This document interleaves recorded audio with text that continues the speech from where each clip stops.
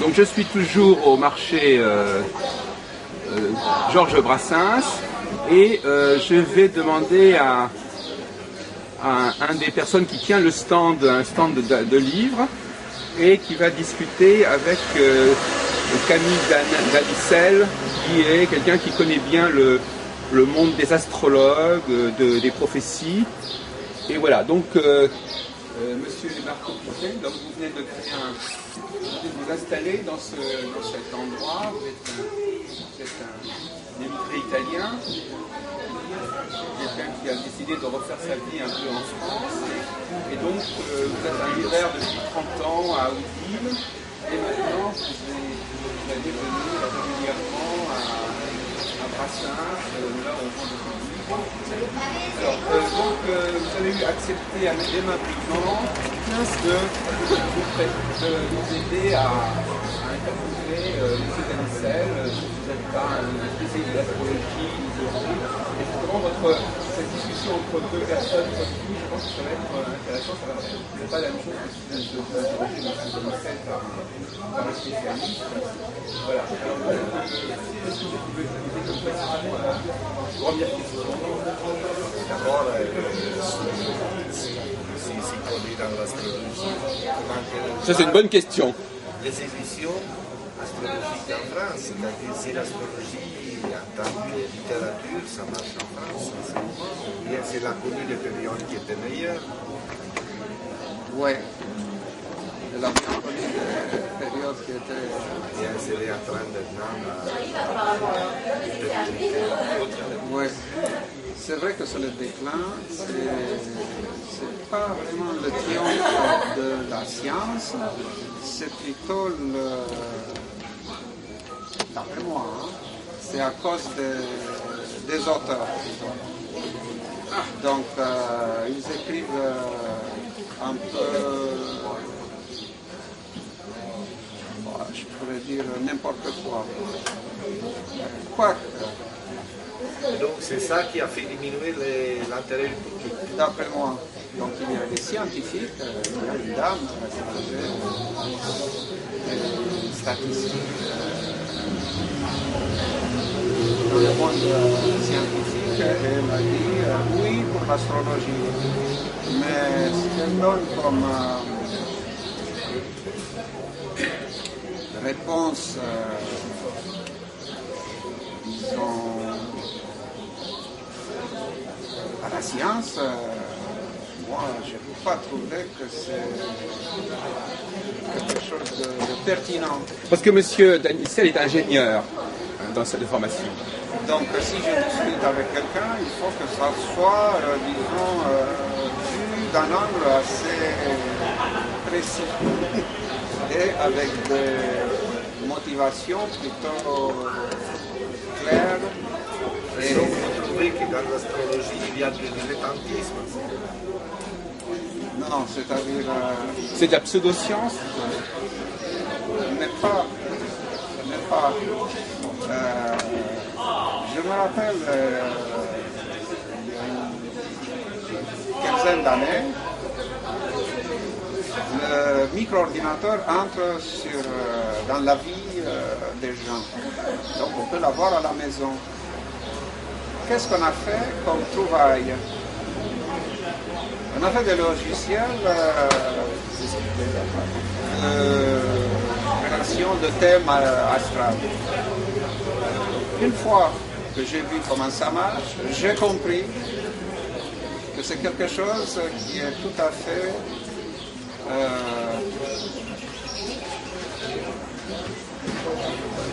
faux.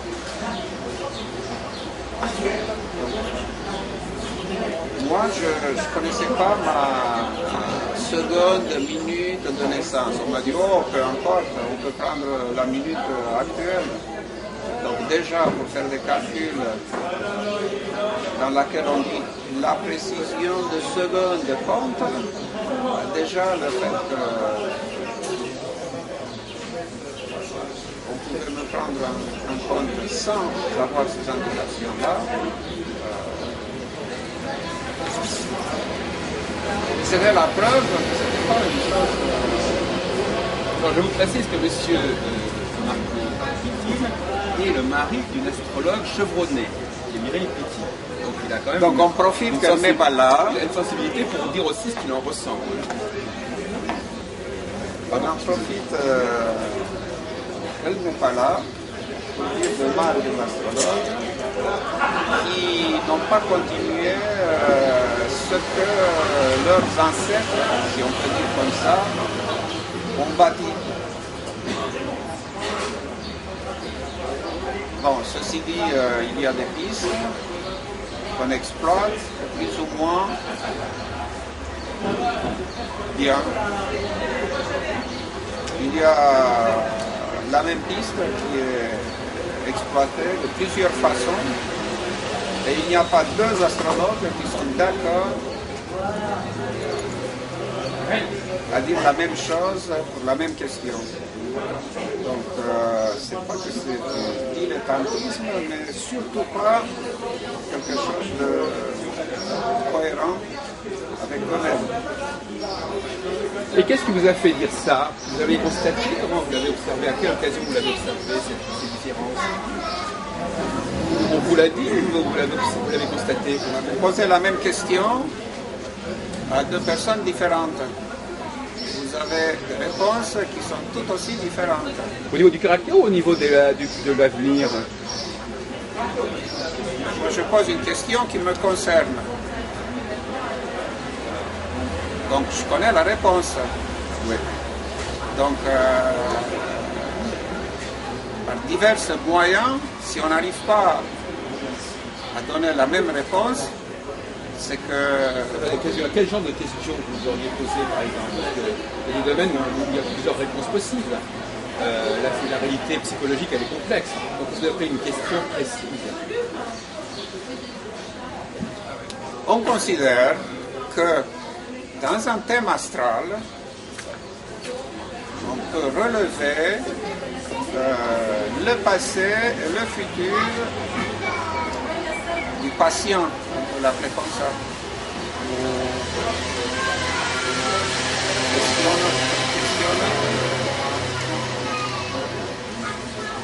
Consultant. Oui, oui. Non? Bon. Oui. Eh bien, en posant la question qu'est-ce que vous pouvez dire de mon passé et aussi dans mon futur, après 5 ans, je pouvais vérifier. Pour le passé, je pouvais vérifier tout de suite. Dans les deux cas, il n'y avait pas de précision. Vous n'étiez pas d'accord, mais est-ce que ce qu'il disait était vrai ou faux? La même chose, on peut très bien avoir deux regards différents sur la même chose qui sont tous les deux vrais. C'est la question de savoir si c'est vrai ou faux, c'est pas que ce soit différent. On a plusieurs, par exemple, moi je sais pas, on prend n'importe quelle personne, selon le regard, on va faire un bilan différent de sa vie, de sa réussite, de sa carrière. Les deux regards sont corrects. Ils ne coïncident pas, mais ils sont corrects. Oui, si on reste dans le flou. Ou dans les généralités. Alors donc vous pensez que l'astrologie, c'est ça, c'est s'appelle pousser l'astrologie à l'erreur. Vous pensez que l'astrologie n'est vraie que si elle est dans la précision. Ouais. Et vous ne croyez pas qu'il y a des sciences générales? Vous savez qu'il y a une précision. Non, mais c'est elle qui se voit précise. Comment? Ah, donc vous la prenez au mot. Ben ouais, vous cherchez dans des gros livres comme ça, seconde 13, éphémérides et compagnie, c'est pour avoir une précision. Donc, si je comprends bien, si les astrologues ne disaient pas qu'ils étaient précis, à ce moment-là, vous n'auriez pas à leur reprocher leur imprécision. Ben oui, c'est un peu comme l'art divinatoire qui donne une certaine, un aperçu, vous allez être heureux avec votre prochaine épouse, des choses comme ça. Alors, est-ce que vous pourriez, on va faire une petite pause. Mais là, ils vous disent, non, il y a tant de mois, ça se passe quelque chose, dans le futur, ça va être très précis. Alors, est-ce que vous pourriez demander à M. Pittine, ce qu'il pense lui de l'astrologie et de l'image qu'il en a eue à travers son épouse. Ben oui, voilà, c'est une bonne question. C'est-à-dire l'astrologie, comment je la vois? À travers votre regard personnel et privé. Voilà, externe. À la fois externe et interne, puisqu'il est quand même impliqué quelque part. Je pense que c'est ça. Donc je me doute sur la capacité de l'astrologie de percer tout à fait comme on prétend de faire des gens des gens. Je pense que ça peut donner, ça va vous donner des données pour ce qui concerne la vie. Ça peut servir, disons, à quelque chose, mais pas plus. Je ne pense pas que l'astrologie a déterminé quelque chose. Donc c'est un peu comme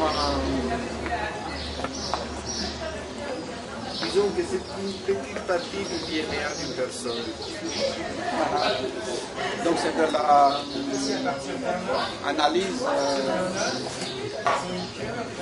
psychologique. Partielle. Ça peut servir quand même, ça peut servir comme analyse. Ça sert à rien de ça date de naissance. Ah non, non, c'est pas seulement. Si c'était que la date, mais là c'est la minute. Ça c'est le bombe. Voilà. Mon raisonnement, c'est que du moment qu'on travaille sur la minute de naissance, on doit avoir un résultat en proportion avec la précision de la date. Voilà. C'est un peu ça que vous avez en tête. Exact. Donc si on me demande quelque chose au millimètre près, il ne faut pas... Donc, j'aimerais bien vous répondre, moi je peux très bien vous répondre à la place des astrologues en j'aimerais disant bien. que, imaginez par exemple que, il y ait par exemple, regardez par exemple le problème de l'ascendant. Il n'y a que 12 possibilités au niveau de l'ascendant. Alors effectivement, à une minute près, vous pouvez changer d'ascendant, mais au bout du compte, il n'y en a pas un nombre infini. On peut imaginer un système qui soit alternatif, c'est-à-dire A, c'est ascendant machin, B, c'est ascendant B, et ça pourrait même alterner avec une grande rapidité, mais malgré tout, le nombre de possibilités resterait 12.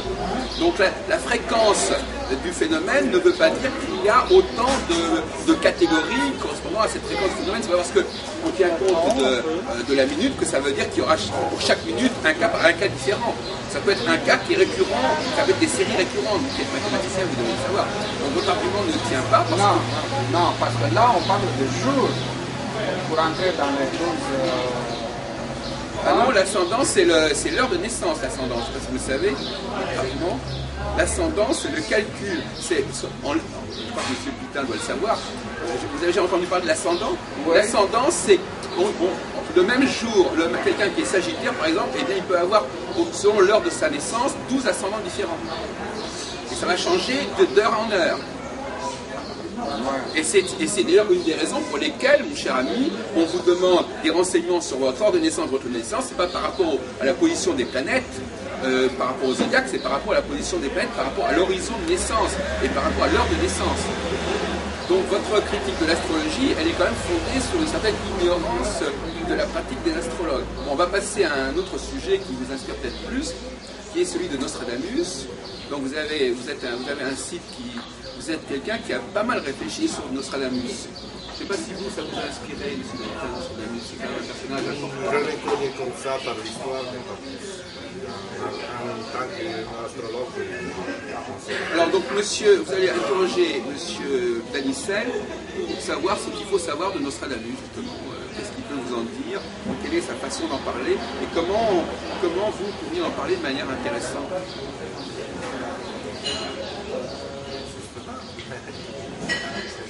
Bien qu'on m'explique quelles sont les données par lesquelles a été favorisée l'astrologie par Nostradamus. Alors pourquoi on parle de Nostradamus comme un astrologue? Écoutez, bien parce que, pour la simple raison qu'il a été l'astrologue du roi.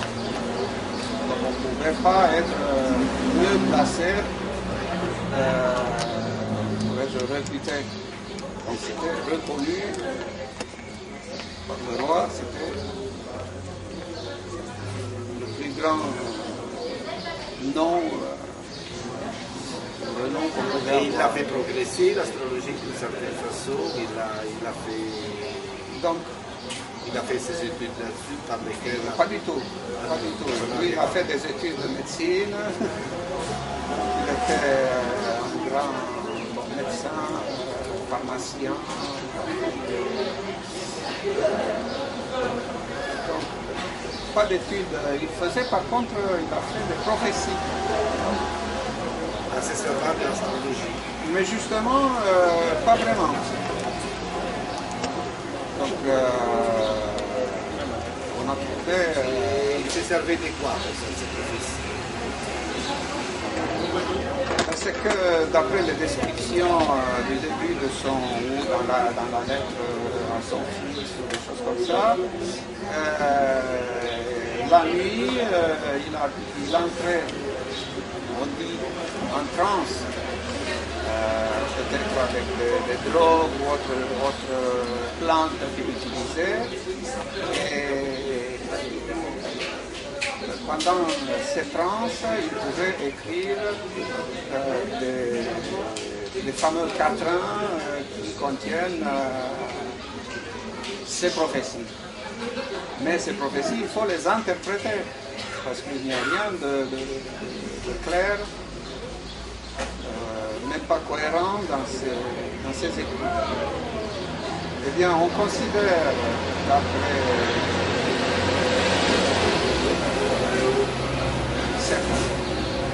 il faut voir qu'on a vu un film pendant quelques centaines d'années.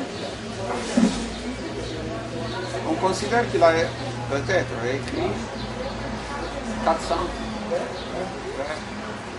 Donc, non, 404 ans. Et le reste, il paraît que ce sont des écritures apocryphes, c'est-à-dire on les attribue à Nostradamus, mais ce n'est pas lui qui les a écrits. Et c'est vrai qu'on a manipulé ces écrits pendant les guerres de religion, et même pendant la Deuxième Guerre, Hitler a utilisé ces écrits en les interprétant.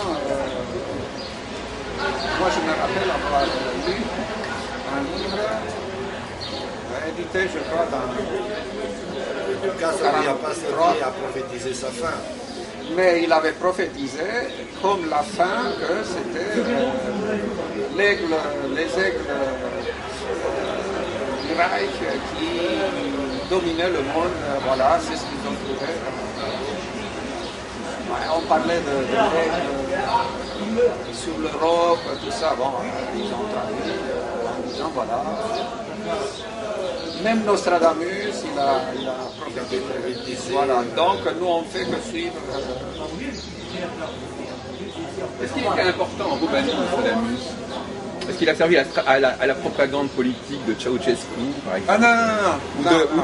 Ou en Italie? Non, attention. Donc là, on parlait de matérialisme dialectique, donc c'était Karl Marx qui a pu être considéré comme, même pas comme prophète, mais il a fait des prophéties quand même. Alors justement, à ce propos, quel était, j'ai entendu que, quel était le statut de l'astrologie dans les pays communistes jusque dans les années 80?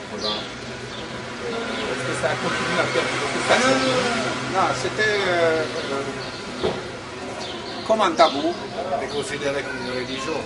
C'était pas vraiment comme une religion, c'est-à-dire la religion n'était pas interdite.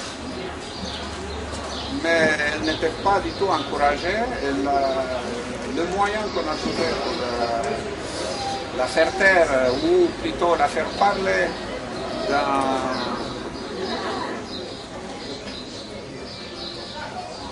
l'utilisation du parti unique, c'était d'infiltrer la religion par des prêtres, disons, rouges, c'est-à-dire qui n'interdisaient pas les choses, ils disaient oui, venez, que je vous donne la bonne parole, il faut aller voter avec Ceausescu. Voilà, c'était un peu... c'était pas mot à mot, mais comme la religion voulait dire croyait en Dieu et tout ça, bon, il faisait l'apologie du nouveau pouvoir suivre. Donc il n'y avait aucune autre possibilité de croire à donc tout était considéré comme des utilisations à mauvais escient. Donc c'était du faux, Alors vous-même, justement, vous avez été marqué par cette ambiance quand vous avez... Qu'est-ce qui vous a quand même finalement amené à vous intéresser à ces questions qui étaient si peu appréciées dans votre pays d'origine? ils n'étaient pas appréciés, ils étaient pratiquement interdits. Oui, mais c'est une façon de parler, c'est une mythe. Donc c'était par curiosité, je dis tiens, je veux voir pourquoi on interdisait ces sciences-là, parce que ici sont considérées comme une science bien précise. Et alors finalement, vous pensez qu'ils avaient raison en Roumanie, leur jugement était correct sur ces sciences? Parce que vous avez l'air quand même assez sceptique. Finalement oui, parce qu'il n'y a aucune... Donc ils avaient raison de protéger la population contre ces pratiques. Disons, protéger la population, oui, quand on sait que le marché des sciences divinatoires, c'est de l'ordre de 5 milliards d'euros à l'heure actuelle. Oui, dans le monde. Non, pas dans le monde, en France. En France, 5 milliards d'euros. Voilà. Donc voilà, Ils ont un peu beaucoup. c'est une affirmation à la télévision. Donc en parlant de ces pratiques, on appelle ça l'impôt des idiots, je crois. Sinon, c'est une façon pour les gens de payer. Et après, ces gens-là, ils sont imposés après. Impôt sur la bêtise, c'est ça? Oui, c'est ça, oui. Oui. Bon, on considère que... Si on veut, c'est pareil que l'auto, hein. Ça change. Oui, c'est ça, voilà. Quelque part, l'État récupère une partie de cet argent, je suppose. Ah oui, mais là, c'est pas l'État qui le récupère. C'est un peu pour ça que l'État... On paye bien des impôts, là. Même les gens qui travaillent dans ce domaine, ils sont quand même imposés. Ah oui, oui, si on le voit comme ça. Ben, même le fait de jouer au loto, Ben oui. l'impôt il est de 50%.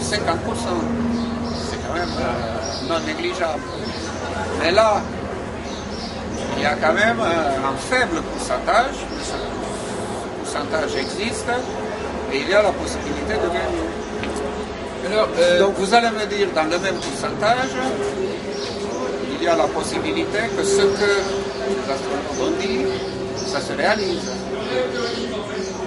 C'est comme la oui, c'est comme disait Voltaire, quand on vise 100 fois, il y a toujours un coup qui marche. Voilà. Donc,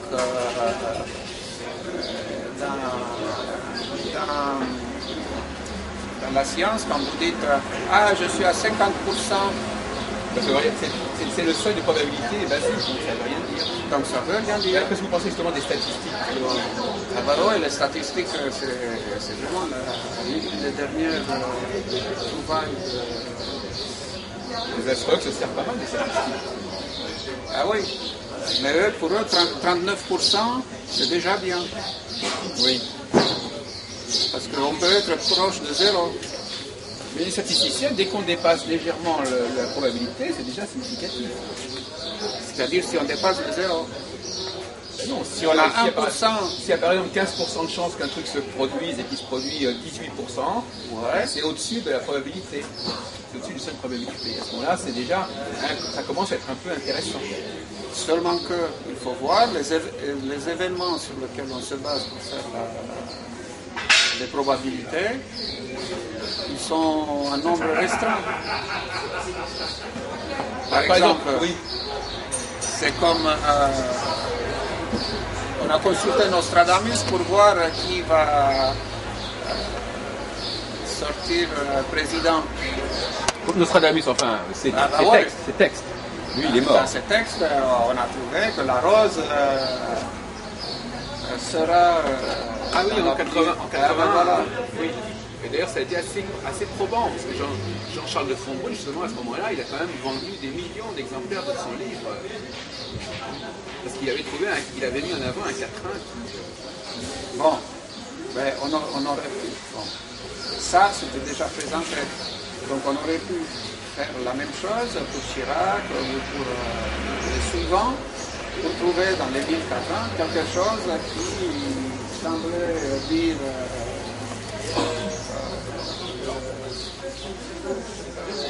Oui. Quelque chose pour pouvoir s'appuyer.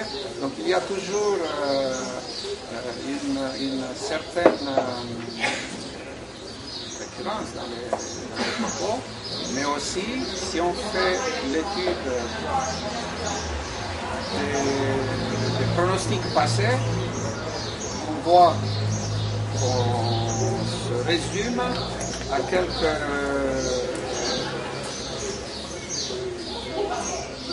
quelques annonces qui sont en tant que probabilité toujours à 50%. Il y a la possibilité de se réaliser ou pas. Il n'y a pas de choses qui ont 100 possibilités différentes.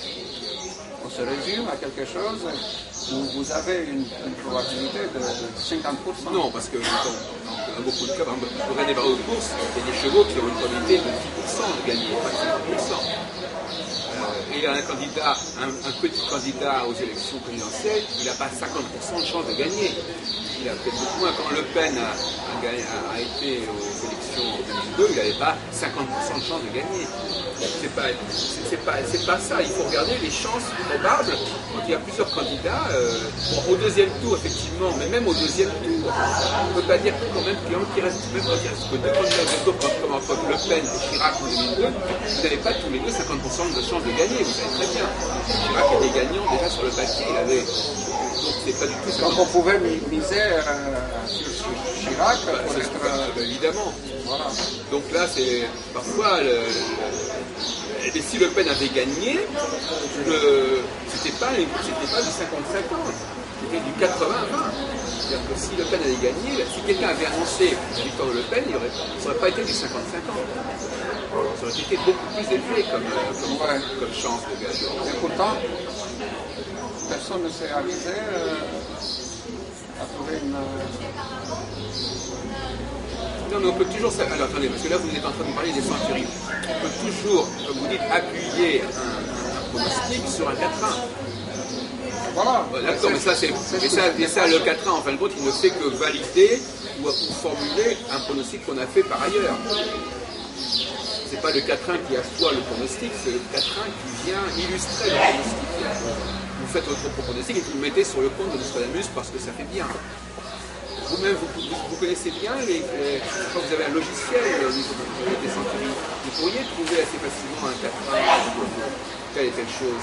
Oui, seulement que, comme toute chose dans l'histoire, une fois ça marchait, si on sortait maintenant un nouveau livre qui utilisait de la même manière les quatrains, on n'aura pas le même succès. Oui. Donc voilà. Et vous pensez véritablement, là, vous savez qu'il y a beaucoup de débats là-dessus, vous pensez que Nostradamus est réellement l'auteur des centuries actuellement, ou vous pensez que c'est quelque chose qu'on lui a mis sur le dos? Au niveau de vos recherches actuelles, vos réflexions actuelles, où en êtes-vous sur ce sujet? De ce point de vue, je suis pas trop, ça rentre pas vraiment dans mes recherches. On considère qu'il y a les premiers 400 quatrains qui sont, disons, pratiquement sûrs que c'est l'auteur. Donc, moi, ça m'intéressait plutôt la façon d'utiliser ces écritures. Alors, bon, il y a plusieurs explications. Donc, moi, je pense, je considère parmi les possibilités les plus plausibles, soit d'avoir inclus un code de lecture, mais pas à 128. Donc c'est pas un cryptage extraordinaire, compliqué, tout ça, mais un cryptage assez simple à découvrir. Et justement, ma supposition, c'est que des personnages qui ont suivi, par exemple Crestin, lui, il a utilisé dans une manière très bizarre des quatrains de... Alors, il y a deux solutions. Soit il a trouvé le code et il l'a utilisé une deuxième fois pour ses propres besoins. Donc il a retransmis quelque chose à la postérité en utilisant le même code. Ou le même codage plutôt, oui, le même codage. Soit on considère que la bibliomancie qui était utilisée, c'est la vraie utilisation primaire de... Parce que le grand problème, effectivement, c'est le problème du mode d'emploi. On ne sait pas comment on doit les utiliser. Vous disiez tout à l'heure, on prend un quatrain comme ça, mais est-ce que c'est comme ça que ça devrait se faire? Est-ce qu'il y a un système de tirage? Est-ce qu'il y a un mode d'utilisation qui devrait être...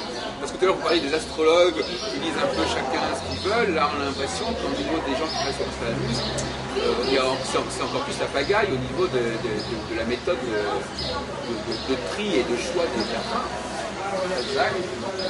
Alors ils les choisissent en rapport, alors si je comprends bien, vous me démentirez, ils ont une idée sur un certain sujet, où ils ont un événement particulier qui les intéresse, ils vont chercher dans l'ensemble des 1000 quatrains celui qui correspond. Exact. Donc il faut déjà on va chercher ce qui vient faire écho à son ressenti ou à ce qui nous intéresse. C'est ça le mode d'emploi. On sait que Nostradamus avait cette idée d'un mode d'emploi où c'est un peu une sorte de self-service. Alors il a été un très grand visionnaire dans ce cas. Visionnaire de dire, voilà, j'ai pris un livre illisible qui va justement pour ça rester la postérité pour toujours comme un mystère à déchiffrer. Maintenant, pour vous, le grand réussite de Nostradamus, c'est qu'il a figuré depuis longtemps. Exact. C'est pas tellement que ce soit vrai ou faux, c'est le fait qu'il est toujours là. Il est toujours là. Est-ce que vous pensez que c'est une bonne chose pour l'astrologie, Nostradamus? Vous pensez que les astrologues ont intérêt à mettre en avant Nostradamus comme la preuve que l'astrologie marche, ou est-ce qu'au contraire, ça crée une ambiguïté supplémentaire pour stocker l'astrologie? Comme vous disiez tout à l'heure, en interview, vous disiez qu'après tout, vous ne savez pas très bien ce qu'il y avait d'astrologie dans ces quatrains. Il y en a quelques-uns qui sont manifestement astrologiques, d'autres qui ne le sont pas du tout. Donc d'après moi, il n'y a pas d'astrologie dans les quatrains. Néanmoins, lui, il était un grand astrologue. Mais grand, peut-être entre guillemets, parce qu'il était l'astrologue du roi. Mais a posteriori, on a trouvé des erreurs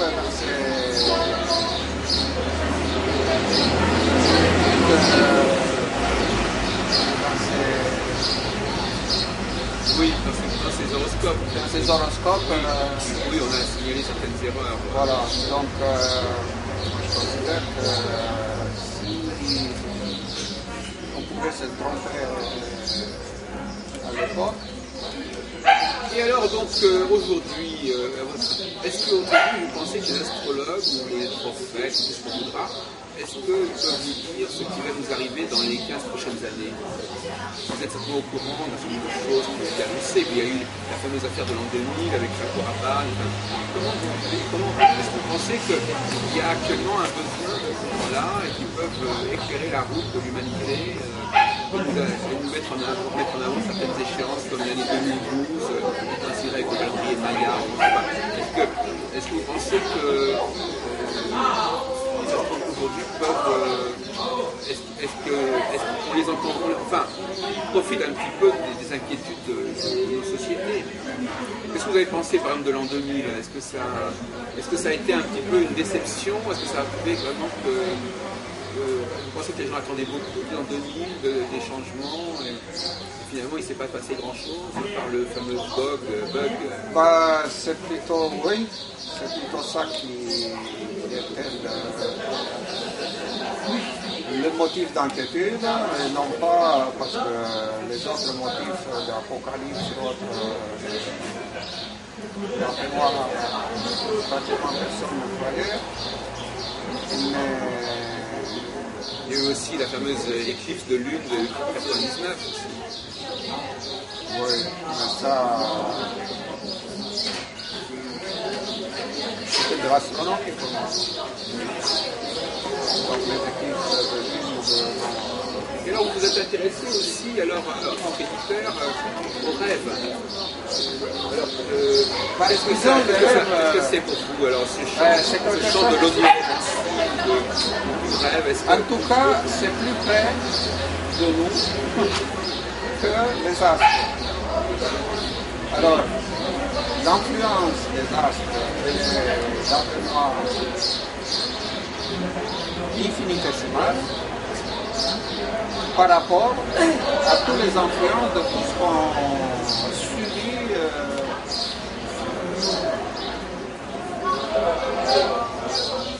Alors donc les rêves, est-ce qu'il y a des rêves prémonitoires par exemple pour rester dans le domaine de Et voilà. Donc là, tout repose vraiment sur l'interprétation. Donc il y a des règles qui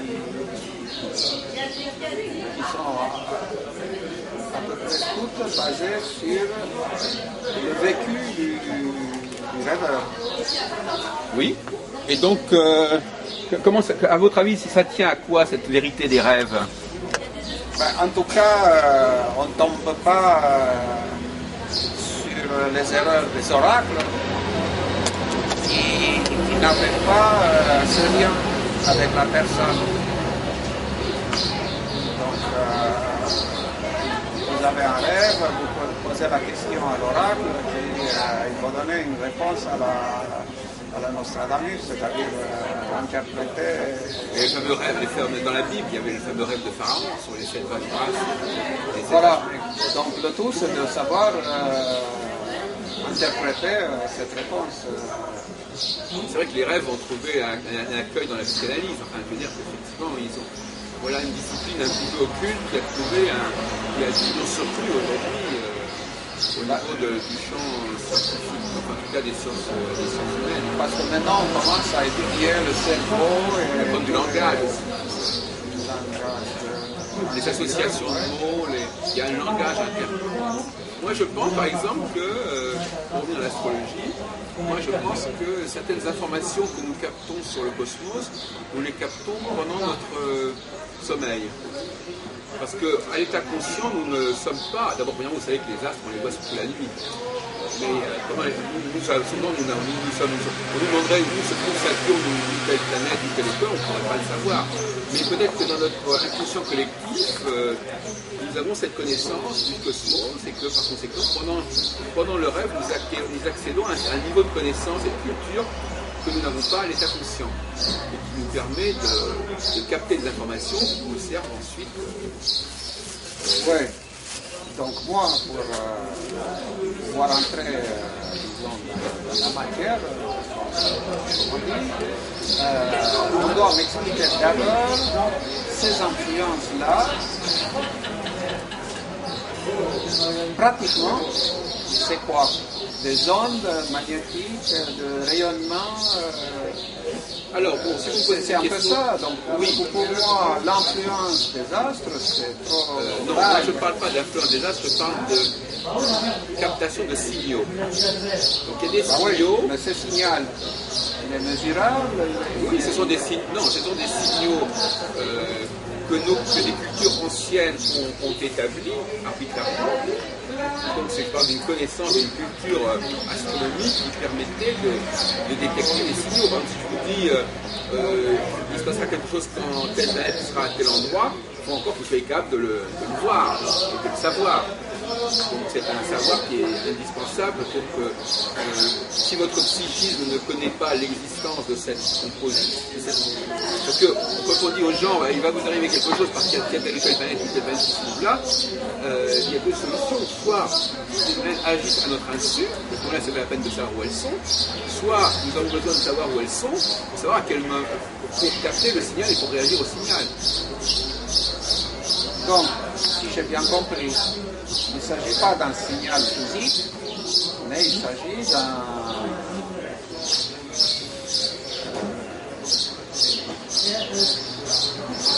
ressenti de notre subconscient. Oui, mais notre subconscient, il réagit à des signaux physiques. Mais quand je dis physique, ça ne veut pas dire des signaux qui agissent physiquement sur nous, mais des signaux visuels. Par exemple, si je vous dis voilà, quand il y a telle chose qui va se passer à tel endroit, ça ne veut pas dire que la chose va agir sur vous. Mais si vous vous attachez de l'importance à ce que cette chose se produise, et que vous savez que ça se produit, ça va agir sur vous indirectement. Indirectement, par le simple fait qu'il est visible. Que vous le voyez. Voilà. Donc si je vois la Lune, je suis sous son emprise. Voilà, c'est-à-dire qu'en fin de compte, l'hypothèse alternative, au lieu de dire l'astre agit sur nous, qu'on le voit ou pas, qui veut dire effectivement qu'il agit réellement en tant que tel. Si simplement il agit parce qu'on le voit, le problème est plus facile à résoudre. C'est-à-dire que où je suis capable de le voir et que j'attache de l'importance à ce facteur, dans mon psychisme, eh bien ça va avoir un effet. Donc ce que j'appelle une influence culturelle en fait. Voilà. Culturelle, mais au niveau jungien, c'est-à-dire au niveau de l'inconscient. C'est l'inconscient collectif qui a été structuré à travers les siècles pour capter et pour réagir à certains signaux. Voilà, donc sans être conscient, je crois qu'il y a une influence. Et à partir de ça, le sous-conscient, il va utiliser cette... oui, mais donc en fin de compte, ce subconscient, il est quand même fait partie de notre conscient, en quelque sorte. C'est une sorte de prolongement de notre conscient. Seulement que, justement, la discussion possible entre sous-conscient et conscient, c'est pendant les rêves. Eh bien, exactement. Donc, pendant les rêves, il y a une possibilité de communication entre le rêve nous permet de nous réunir, de récupérer, de capter les informations qui sont à la fois subconscientes, qui sont à la fois de l'ordre de l'inconscient collectif, qui sont à la fois de l'ordre d'un savoir extrêmement atavique et extrêmement ancien, et qui va alimenter notre conscient. Alors, ce que je peux dire... C'est pas uniquement le rêve, hein. C'est plus que le rêve. Ça peut être un état de subconscience plus complexe que le simple rêve. Mais rien d'utiliser le mot sous-conscient, c'est de voir que la science n'a pas accepté l'existence de ce... Non. Parce que même si la science avait accepté le subconscient, elle pourrait continuer à l'appeler subconscient. Oui, simplement que c'est pas la science qui est en question là. Mais la science n'étudiait pas, il disait ça sort du cadre de la science. Ce n'est pas prouvé que le subconscient existe. Point. Donc, on ne s'occupe pas. Eh bien, dans les dernières décennies, même pas 20 ans, des études menées sur les pilotes, donc dans des cas extrêmes, avec des machines très sophistiquées et tout, on a observé que les centres nerveux du cerveau qui dirigent tous nos gestes, faits, gestes, donc c'est le conscient, ce qu'on appelle conscient, n'avait pas la possibilité de faire certains gestes. Qui ont été quand même faits. Donc, il n'y avait pas le temps nécessaire que l'œil observe, arrive au centre nerveux et donne l'ordre aux muscles de faire quelque chose pour donner une réponse à ce qu'on a observé. Donc là, tout est connu, il y a une certaine vitesse à laquelle l'électricité qui donne toutes ces informations circule, et on a observé qu'on arrive à faire certains mouvements et réponses qui ne sont pas donnés par l'observation, mais par le conscient qui cherche dans les tiroirs la réponse qu'il faut donner à certains stimuli. Oui, donc au niveau astrologique, il y a deux types d'astrologues. Il y a des astrologues qui ne posent pas le problème du subconscient, parce qu'ils disent simplement que les astres agissent sur nous. Donc c'est une action, non même pas inconsciente, c'est une action qui se fait sans qu'on le sache, et qu'on ressent, mais qui n'est pas quelque chose qui implique une conscience. C'est-à-dire que c'est assez complexe ce sujet. C'est-à-dire que pour beaucoup d'astrologues, les astres agissent et nous percevons leur influence dans notre façon de fonctionner, mais ce n'est pas nous qui jouons un rôle dans leur action. Nous subissons leur action, alors que là, quand même, la théorie du signal, c'est il faut des conditions, il y a des conditions nécessaires. Pour que le signal existe, il faut que je le connaisse, que je sache où il est et que je le capte. Si ces conditions ne sont pas remplies, eh ben ça ne marchera pas. Donc pour les astrologues traditionnels, il n'y a pas besoin de conditions. L'astre agit, que l'homme le sache ou pas, qu'il ait un subconscient ou pas, qu'il sache où sont les astres ou pas, ça agit de toute façon. C'est là que se séparent actuellement les astrologues. Moi, je fais partie de la catégorie de ceux qui disent que les astres n'agissent que parce que l'homme, à travers les siècles, a les sociétés plutôt que l'homme. Parce que c'est plus un phénomène social qu'individuel, l'astrologie. C'est un ensemble de gens qui acceptent une loi qui est structurée par le cosmos. Et alors la question est de savoir, est-ce que des lois qui ont été défixées il y a des milliers d'années, est-ce qu'elles peuvent se perpétuer à travers notre équipement génétique? C'est le fameux problème de la transmission des caractères actifs. Est-ce que nous pouvons, nos sociétés doivent de se structurer et de transformer les individus de façon à ce qu'ensuite les individus fonctionnent différemment plusieurs siècles après? Est-ce que nous pouvons modifier la programmation psychique?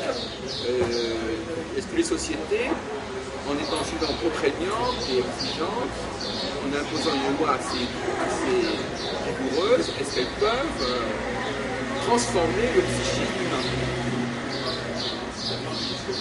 Ça, c'est une question majeure, parce que le psychisme, il évolue. L'inconscient collectif, il évolue, c'est pas des choses qui sont données une fois pour toutes et qui sont statiques. C'est aussi le résultat d'un travail, d'une transformation, que les sociétés elles-mêmes vont générer. Ce que nous organisons au niveau des grandes religions, des grands systèmes politiques comme la démocratie, etc., est-ce que ça a une influence sur la structure du mental à travers plusieurs générations? Qu'est-ce que vous en pensez, M. Daïsset? Oui, je considère que la réponse est oui, parce que ceux qui n'ont pas été dans ce contexte, disons, collectif de transmission de ces, on peut dire, croyances de ces pratiques. ou pratiques. Eh bien, on n'a pas du tout cette facilité de comprendre ou de croire ou d'utiliser ces moyens-là. Vous pensez à quoi en vous disant ça? Dans mon cas, Vous êtes un petit peu, disons, étranger à certaines choses. ben oui. Donc, moi je donne l'exemple d'un pays où pendant plus une quarantaine d'années, l'astrologie ou autre science occulte n'existait pas. Oui. C'est pas qu'on les traitait incomplète ou pas assez précise.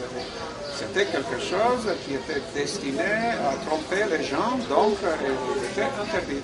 Bon, alors vous êtes né dans ce milieu-là, Voilà. et donc ça expliquerait que vous êtes insensible à certaines choses, c'est ça?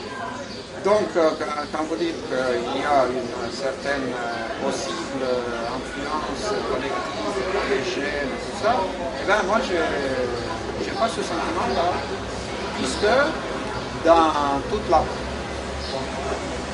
partie d'appréhension du monde ou des connaissances, ça n'existe pas. Oui, mais attendez. Donc, ce n'était pas possible. Donc, j'ai eu la curiosité, c'est vrai, mais il n'y a pas eu cette. Non, mais attendez, vous avez mal compris, parce que premièrement, c'est des transmissions. Même si vous avez vécu dans une culture X, votre subconscient, lui, il est marqué par une culture Y, une culture de plusieurs générations. Donc, justement, il peut y avoir un décalage total entre la culture consciente et la culture subconsciente. En tant que Roumain vivant dans un milieu communiste, effectivement, vous avez une certaine culture, mais justement, par le biais des rêves, par le biais du sommeil, par le biais du subconscient, vous êtes raccordé à une autre culture qui va interférer avec cette culture consciente. Donc, et d'autre part, deuxièmement, M. Danicel, il est évident que ce processus de structuration du psychisme, il ne se fait pas à l'échelle d'une personne, il se fait à l'échelle de plusieurs générations, voire de plusieurs siècles. Et notre subconscient, il n'est pas structuré à l'échelle d'une vie humaine. Il est structuré, c'est ce que dit Jung, la conscience collective, c'est sur plusieurs siècles, voire sur plusieurs millénaires. Les archétypes aussi, c'est pareil. Donc, vous pouvez prendre des populations qui ont des cultures totalement différentes, mais qui ont un code génétique identique, et ce code génétique, c'est lui qui détermine le mode de fonctionnement du subconscient. C'est-à-dire que nous aurions des subconscients beaucoup plus semblables entre nous, une culture confondue, que nos conscients.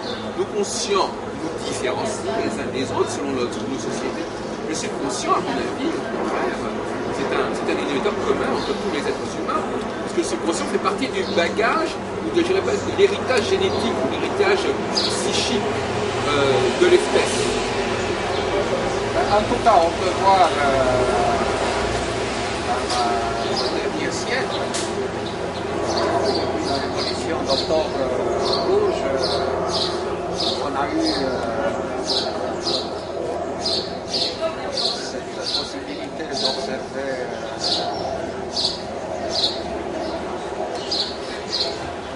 plusieurs populations qui étaient tous dans l'Union soviétique et qui avaient vraiment des origines, des histoires qui n'étaient pas du tout semblables. Oui. Bon, à la fin, il y a eu les tsars qui ont conquis